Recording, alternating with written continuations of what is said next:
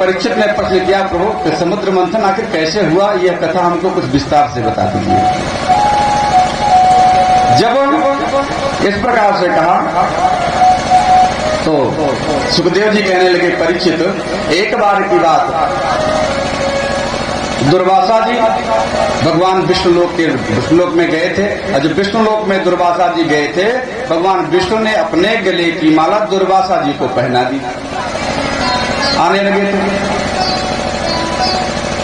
अब दुर्वासा जी उधर से आए ब्रह्म देवलोक पर वैकुंठलोक से, रास्ते में इंद्र अपने ऐरावत हाथी पर सवार होकर जा रहा था। इंद्र से मिले तो सोचे कि ये राजा है, चलो ये माला भगवान की है, मैं इसको दे दूं। अब अपनी माला जब दे दिए इंद्र को, इंद्र तो माला ले लिया, ये नहीं कहा नहीं दूंगा, लेकिन दुर्वासा के सामने ही वह माला गजेंद्र के ऐरावत हाथी पे के ऊपर डाल दिया। तो हाथी तो था ही, तो पशु है, पशु को क्या पता, उसने अपने सूंड से माला उठाई, माला उठा करके कुचल दिया, पैर के नीचे चली गई। दुर्वासा जी देख रहे थे, दुर्वासा जी को बड़ा क्रोध आया, कहा अरे तुमने जिस प्रकार से यह अपमान किया है हमारा, जाओ मैं तुमको श्राप देता हूं कि तुम्हारी राज्य लक्ष्मी चली जाए। इस प्रकार से श्राप दे दिया।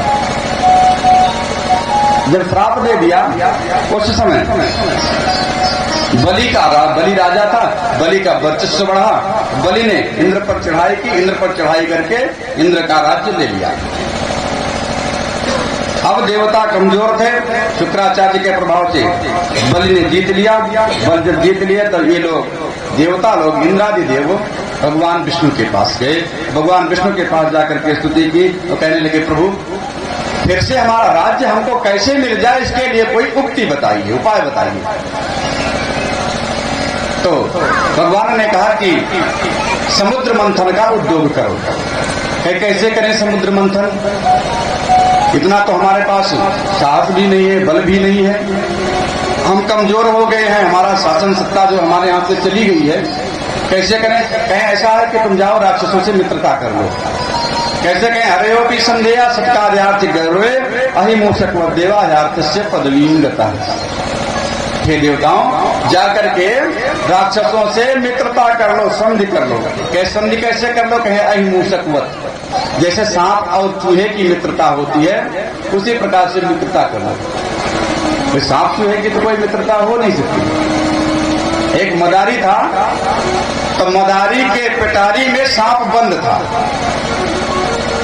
और जब सांप बंद था उसी समय उधर से चूहा जा रहा था, चूहे को सांप ने देखा, सांप कहने लगा कि हे मित्र, तुम अगर ये पिटारी काट दो तो मैं इसमें से बाहर निकल जाऊंगा। अब चूहा कहने लगा नहीं, मैं नहीं काटूंगा, अगर मैं काटूंगा तो तुम मुझको खा लोगे। सांप कह रहा नहीं, मैं तुमको मित्र कह रहा हूं, भला कोई अपने मित्र का अनिष्ट थोड़े करता है। जब मधुर मधुर बातों से सांप ने कहा चूहे से, चूहा समझा कि चलो अब फंस गया है पिटारी में तो बाहर निकल जाए, और मित्र कह रहा है दया आई इसको। अब जब दया आई तो उसने पिटारी काट दिया, और जैसे पिटारी कटी सांप निकला, सांप निकल करके चूहे को पकड़ लिया और खा लिया। भगवान विष्णु कह रहे हैं कि हे देवताओं, अरयोपि संदेया सत्कार्यार्थी गौरवे, अच्छे कार्य के लिए शत्रु से भी मित्रता कर लेनी चाहिए। लेकिन कैसे, अहिमूषकवत, जैसे सांप और चूहे की मित्रता है उसी प्रकार से।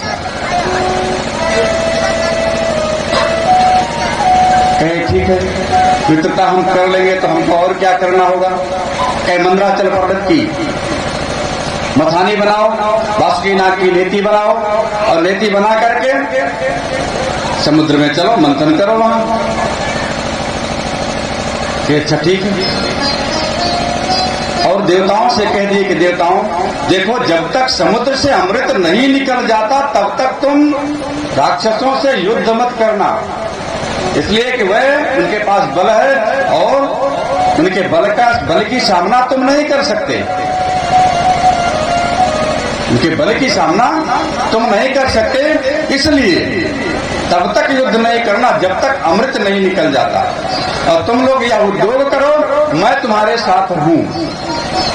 अब देवता लोग आए, देवता लोग आकर के बलि से मिले। बलि से जब मिले, मन करके बताया कि अगर हम समुद्र मंथन करें, वैसे तो हम सगे भाई ही हैं, देवता और राक्षस कश्यप की ही संतान हैं, दिति और अदिति। दिति से दैत्य, अदिति से देवता। पिता दोनों के एक ही हैं, माताएं अलग अलग हैं। यहाँ तो हमको एक दूसरे से झगड़ा लड़ाई करने की क्या आवश्यकता। चलो हम अमृत समुद्र से मंथन करते हैं, समुद्र मंथन से अमृत मिल जाएगा, दोनों भाई पिएंगे, अमर हो जाएंगे। बात समझ में आई, दोनों ने मित्रता कर ली। कहे अमृत कैसे निकलेगा, कहे ऐसा ऐसा उसका उपाय है। गए मंदराचल पर्वत को लाने के लिए मंदराचल पर्वत उठाए, भारी था। रास्ते में हिल डुल गया, कुछ राक्षस उसके नीचे दब गए, वो भी मर गए। फिर भगवान आए, भगवान ने आकर के मदद की। भगवान की सहायता से समुद्र में ले आकर के मंदराचल पर्वत को स्थापित किया गया। बासुकीनाग की नीति बनाई गई। अब देवता कहने लगे कि सांप का मुख जो है, सांप की जो पूंछ होती है वह अपवित्र होती है, हम पूंछ की तरफ नहीं पकड़ेंगे। जब देवता इस प्रकार से कहे तो बल्कि राक्षस लोग कहने लगे, अरे हम तुमसे कमजोर थोड़े हैं, हम तुमसे कमजोर नहीं हैं, मुख की तरफ हम पकड़ेंगे, पूंछ की तरफ तुम पकड़ो। देवता तो यही चाह रहे थे कि हम पूंछ की तरफ पकड़ें। अब जब इस प्रकार से कहा तो भगवान ने तो पहले ही कह दिया था कि युद्ध नहीं करना। कहा ठीक है, देवता पूंछ की तरफ पकड़ लिए और राक्षस मुख की तरफ। अब जब समुद्र मंथन होगा, सांप से गर्म गर्म विष निकलने लगा, विष के प्रभाव से बहुत सारे राक्षस मरे, उनका अंत हुआ। अब जब समुद्र मंथन होने लगा तो नीचे कोई आधार नहीं था, बिना आधार के कुछ रुक नहीं सकता। धीरे धीरे मंदराचल पर्वत नीचे की तरफ जाने लगा। अब सोच रहे हैं कि ये तो नीचे जा रहा है, अब कैसे मंथन कैसे होगा। तभी भगवान कच्छप का अवतार लिए। बोले कच्छप भगवान की। कच्छप का अवतार लेकर के मंदराचल पर्वत के नीचे आए और आकर के मंदराचल पर्वत को उठा दिया और मंदराचल पर्वत ऊपर आ गया। समुद्र मंथन शुरू हुआ। जब मंथन शुरू हुआ तो सबसे पहले समुद्र मंथन से विष निकला,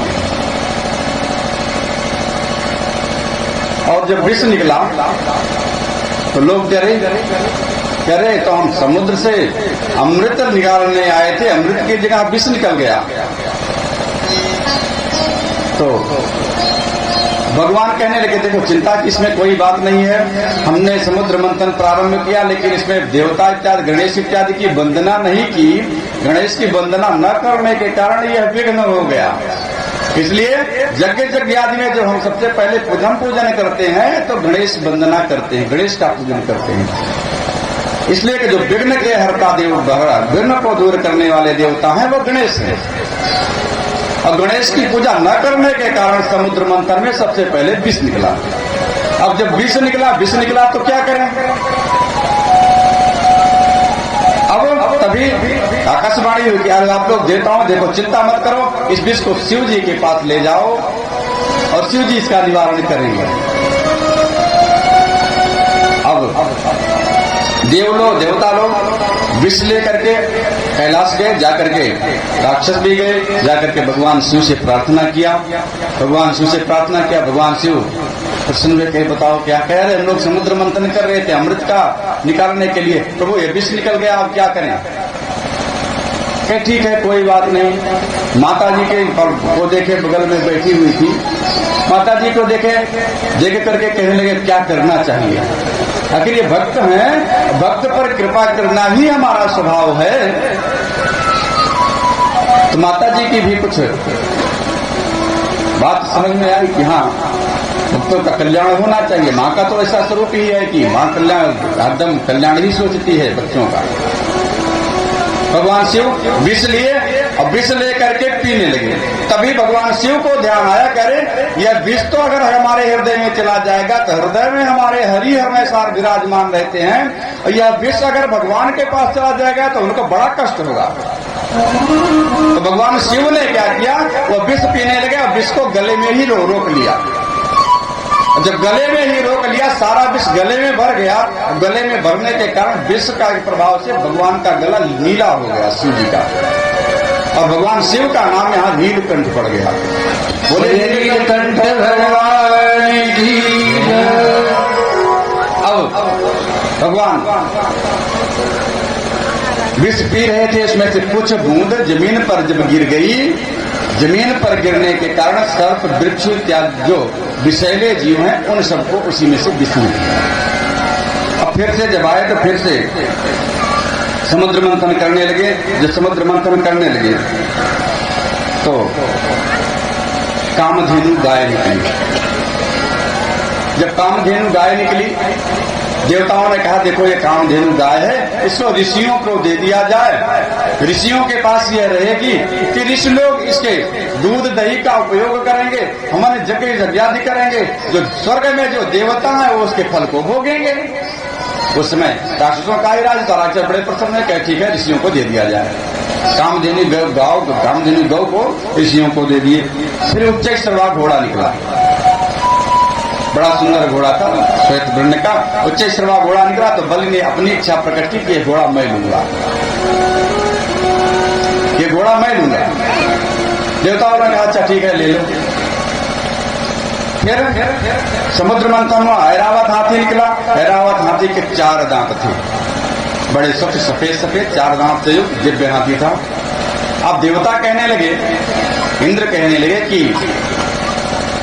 यह हाथी मैं लूंगा, इसलिए कि पहले घोड़ा तो राक्षसों को मिल ही गया है और देवताओं को हाथी का नंबर है। और इसलिए हमारे यहाँ अभी तक जो बल की तुलना की गई है शास्त्र में, कहीं घोड़े से तुलना किसी के बल की नहीं की गई है। चाहे भीम के, कंस के, जिसके भी बल की तुलना की गई वो हाथी से की गई। भीम में भी 10,000 हाथी का बल था, कंस में भी 10,000 हाथी का बल था। अब हमारे धर्मशास्त्र में हाथी के प्रतीक के रूप में उसके बल की गणना की गई, घोड़े से नहीं। इसलिए घोड़ा तो राक्षसों को मिला है और घोड़े की गति भी ज्यादा होती है।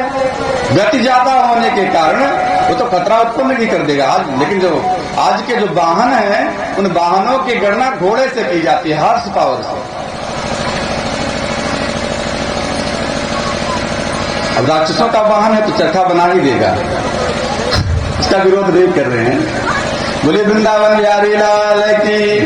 अब फिर से जब समुद्र मंथन हुआ, समुद्र मंथन से कौस्तुभ और पद्मरागमणि निकली, जिसको अजित भगवान स्वयं उस मणि को ले गए। इसके बाद फिर से समुद्र मंथन हुआ तो कल्प वृक्ष निकला। कल्प वृक्ष जब निकला तो कहे इसको देवलोक में भेज दिया जाए, जो देवलोक में रहेगा वो इसके फल को प्राप्त करेगा।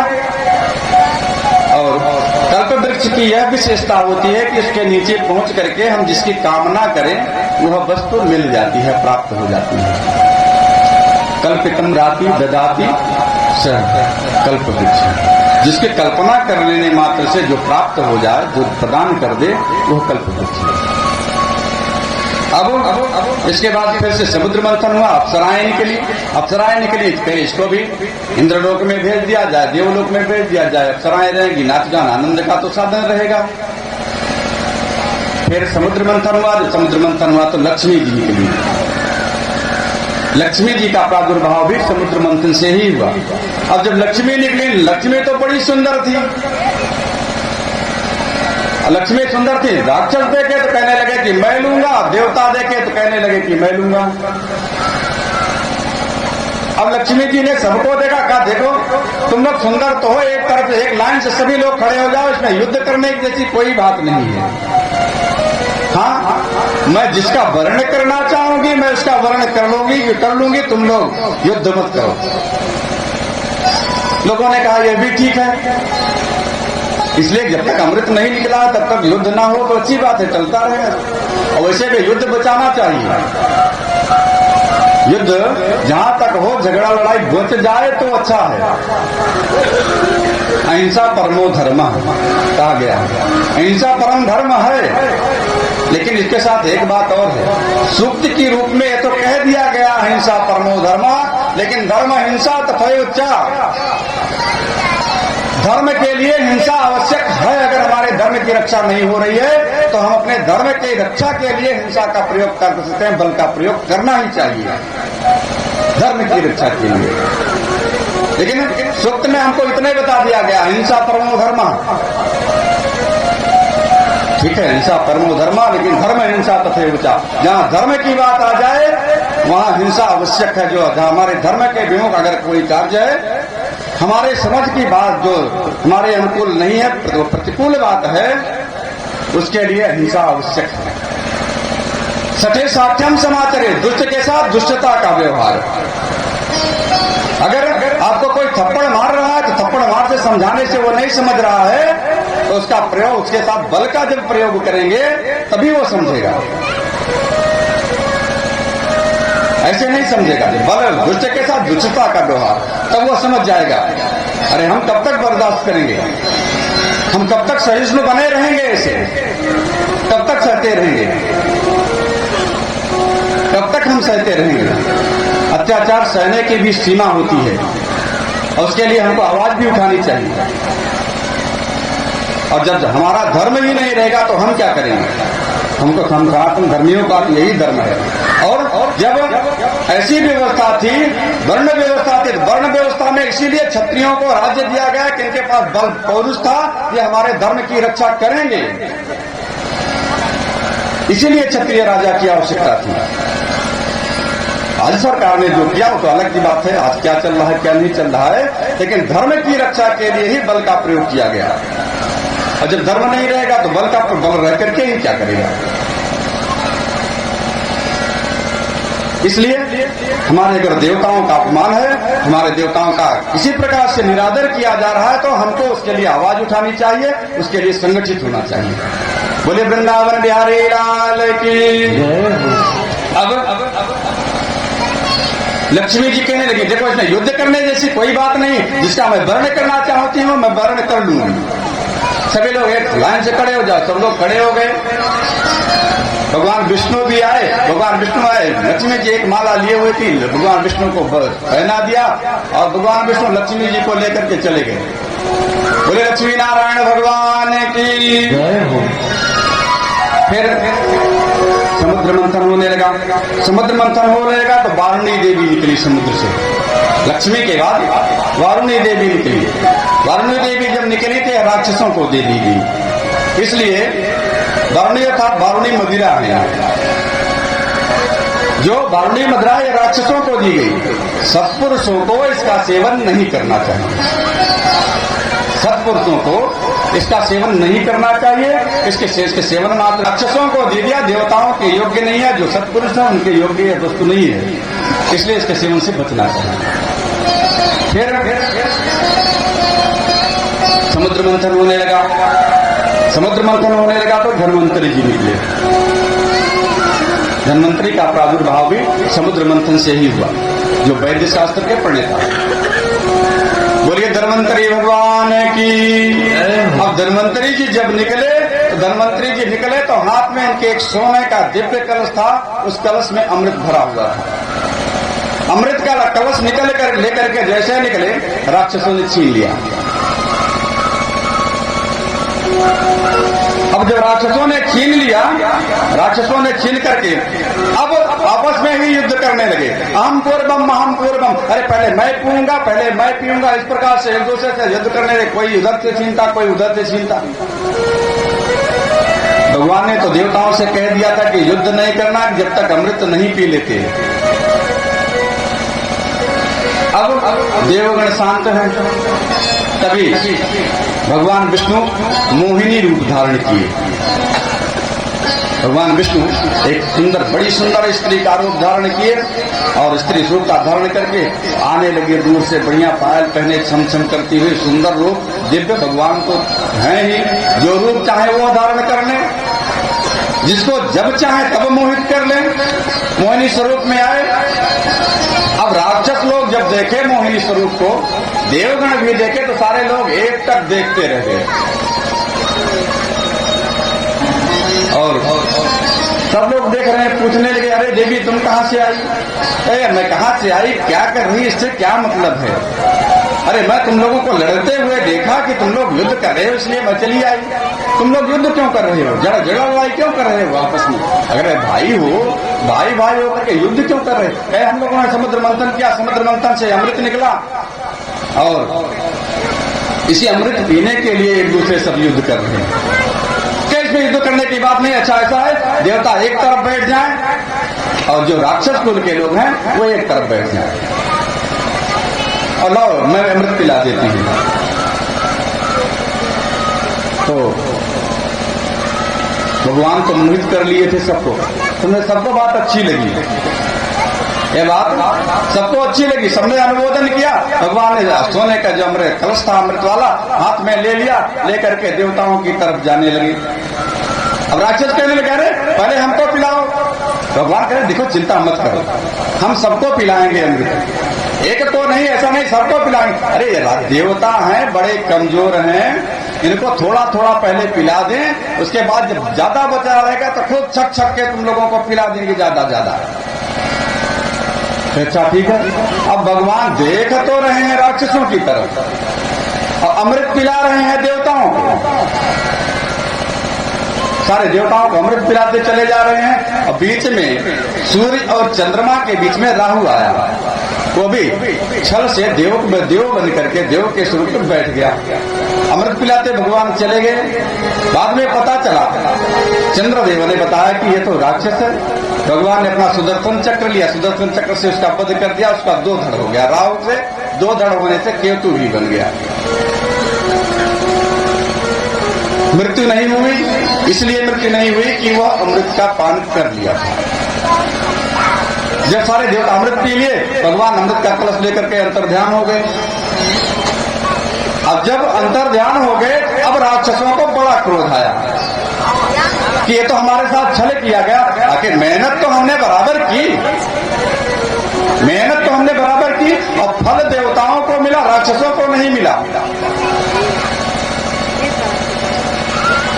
अब यहीं पर देवासुर संग्राम हुआ और जब देवासुर संग्राम हुआ क्षीर सागर के तट पर, देवासुर संग्राम में